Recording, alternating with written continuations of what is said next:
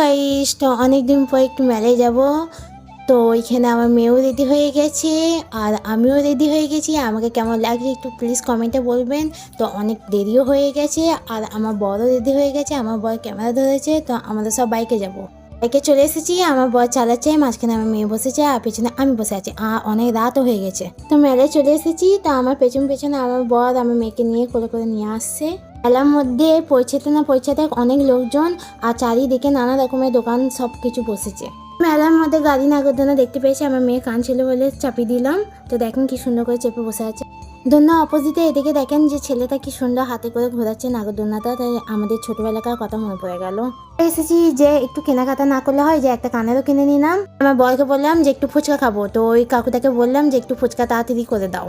দিচ্ছেই না, যে অনেকক্ষণ করে দাঁড়িয়ে আছি। তো আমার মেয়ে হাতে দুখানা বুলবুলি হাতে দিয়ে দিয়েছি। তো আমার মেয়েও খুব খুশি হয়ে গেছে।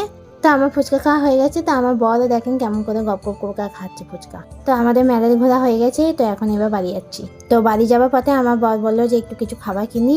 তো খাবার কিনতে নামলাম। তো দেখেন ওই দোকানে খাবার কিনতে গেছে। তো আমার বড় খাবার কেনা হয়ে গেছে। তো বাড়ি চলে এসেছি। আজকে পর্যন্ত মিনি ব্লগটা এইটুকুনি থাকলো। যদি ভিডিওটা ভালো লাগে তাহলে প্লিজ লাইক কমেন্ট আর সাবস্ক্রাইব করুন। Okay bye, tata.